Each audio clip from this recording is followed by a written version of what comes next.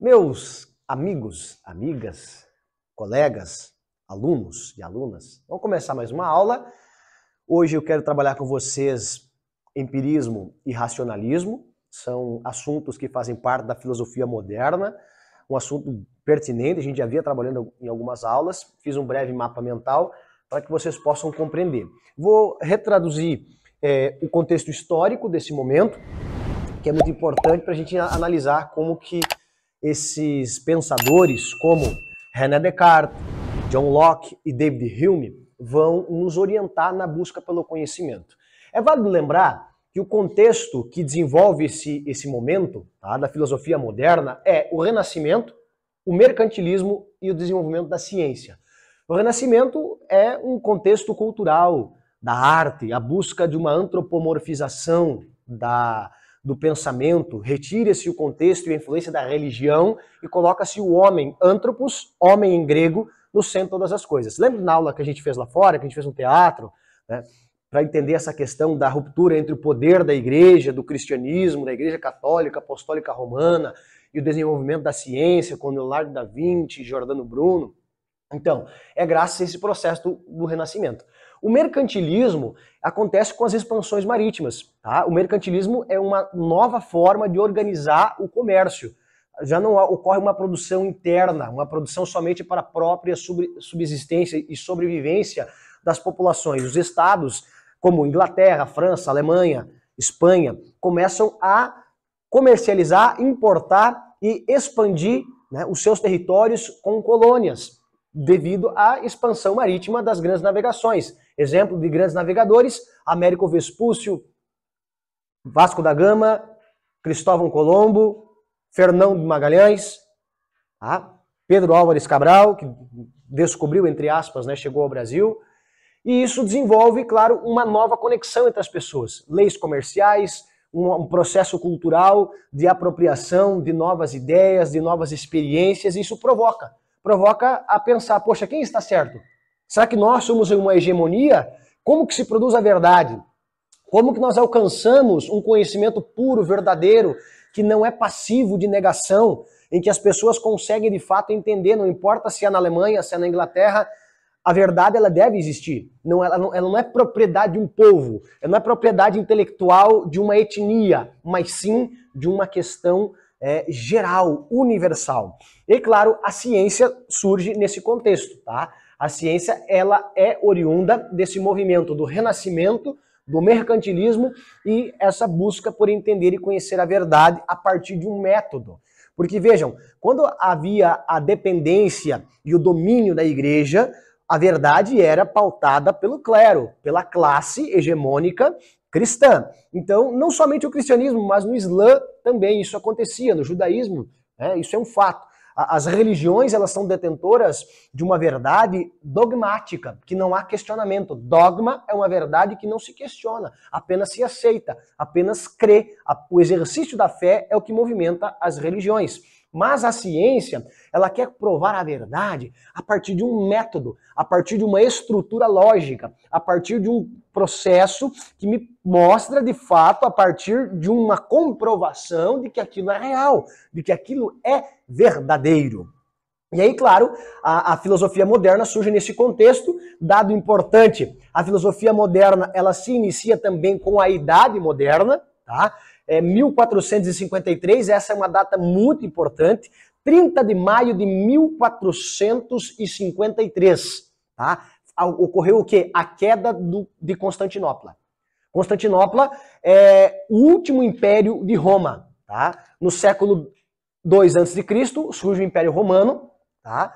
Por volta dos anos 400 vai ser dividido em dois, o Império Romano, o Império Otomano e o Império do Ocidente. Tá? Capital Roma no Ocidente, Constantinopla no Oriente. O Império do Oriente vai perdurar até 1453, quando o Constantino XII era o imperador.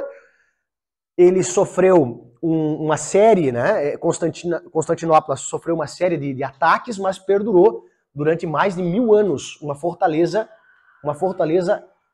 quase que impenetrável. Porém, o sultão Maomé II cercou Constantinopla por mais de 30 dias. Tá? Antes de maio, finalzinho de abril, ele começou o cerco e foi, a partir de uma estratégia militar sensacional. Tem uma história, um livro sobre isso, é muito importante conhecer. Mas Maomé II, no dia 30 de maio, ele adentra pelos portões de Constantinopla e saqueia a cidade, toma toda a cidade, e é um marco histórico que inicia-se a Idade Moderna e acaba-se o período medieval a partir de 1453. Tá? E aí a Idade Moderna acaba com a Revolução Francesa em 1789. Ok? 1789. Mas vamos voltar para cá? Correntes de pensamento nesse contexto da filosofia moderna, da Idade Moderna, da filosofia que é o nosso campo e é o nosso maior interesse. Surgem correntes de pensamento na busca pela verdade. Tá? Como podemos conhecer? E o que podemos conhecer? São duas perguntas sensacionais. O que podemos conhecer? Vamos lá. O que podemos conhecer? Olha só.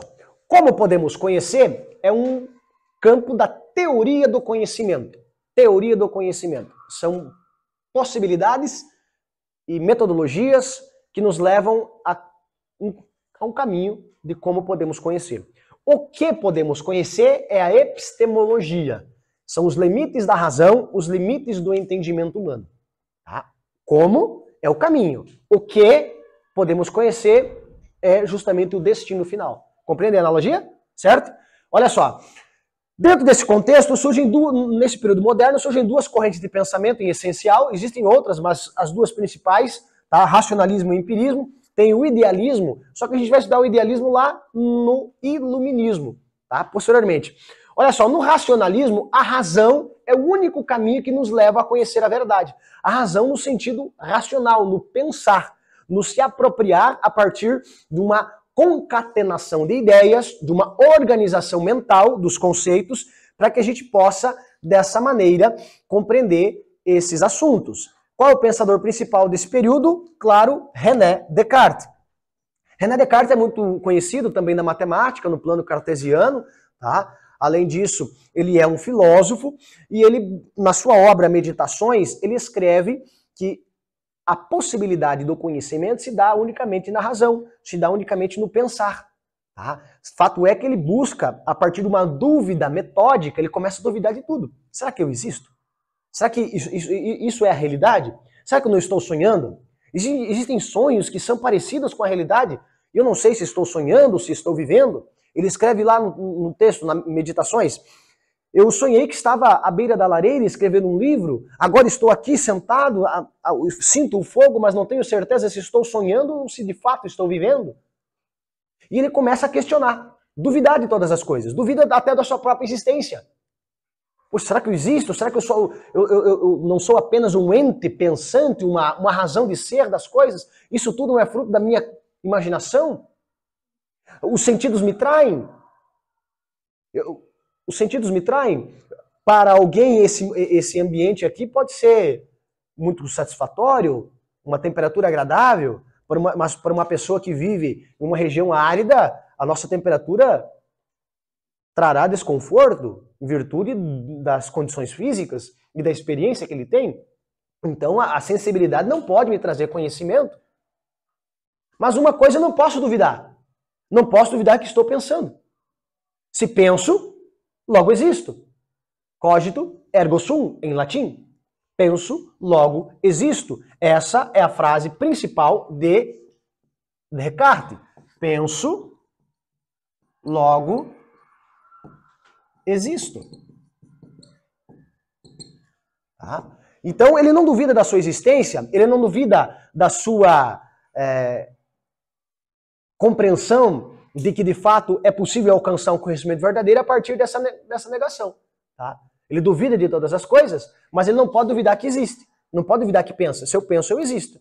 E então ele vai chegar à conclusão de que a razão, né, mediante um raciocínio lógico, é o caminho que me conduz à verdade. Mas ele critica, o racionalismo critica a experiência, critica os sentidos, critica porque eles são dúbios. Tá? Aquilo que eu vejo, por exemplo, posso perguntar para vocês, qual é a cor da parede? Bege. Alguns de vocês podem falar que é outra cor. Um branco. cinza, um daltônico. Um daltônico para ele, essa cor vai ser cinza, certo? E ele está errado? Não, ele está certo. Compreende essa relação? Então, os sentidos na ótica do racionalismo são dúbios, eles não podem trazer conhecimento puro e verdadeiro, claro que somente mediante o exercício da razão. Posteriormente, nós temos uma segunda corrente, que vai ser quase que contemporânea a esse período do racionalismo, que é o empirismo. É uma corrente de pensamento que valoriza, olha só, valoriza a experiência. O empirismo, tá? Empírico, conhecimento empírico é um conhecimento experienciável.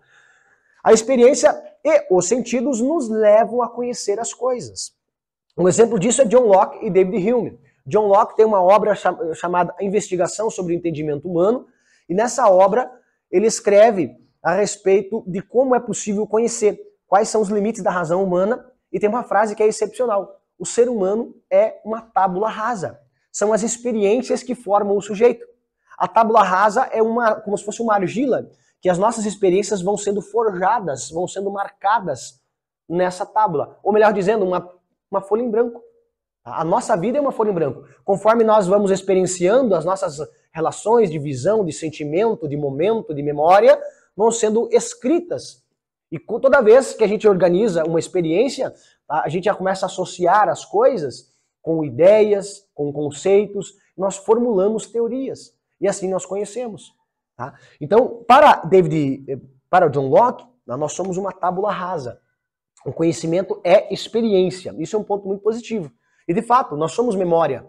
E aí há uma relevância interessante no empirismo a partir desse contexto. David Hume, um outro pensador também muito interessante, ele vive a posterior a John Locke, eles já estão quase que inseridos nesse contexto do iluminismo, que a gente vai ver na próxima aula, mas na sua obra, Ensaio sobre o Entendimento Humano, o David Hume apresenta o seguinte: eu não posso provar o amanhã.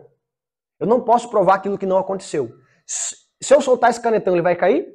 Sim ou não? Vai cair. Prove. Eu não soltei o canetão. Prove que ele vai cair.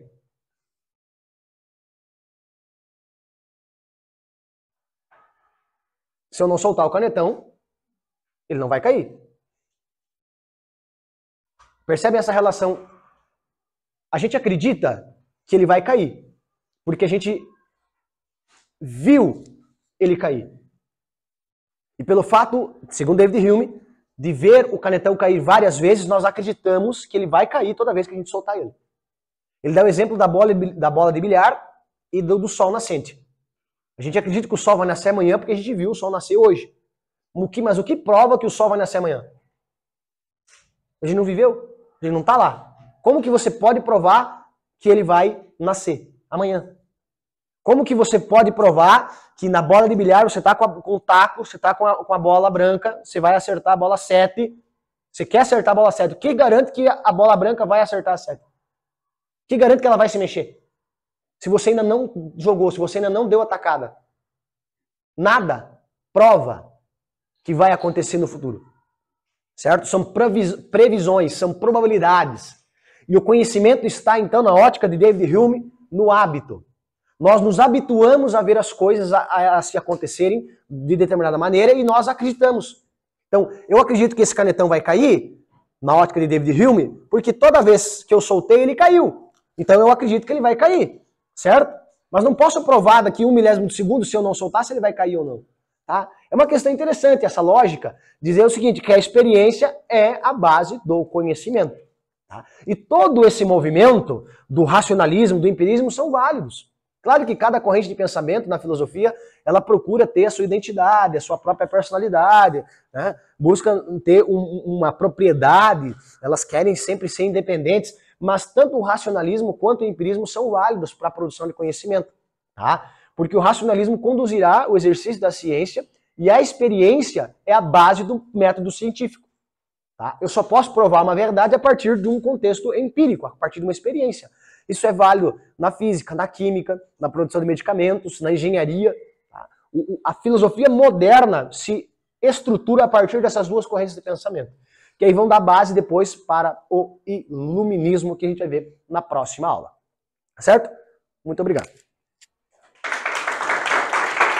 Valeu, gente.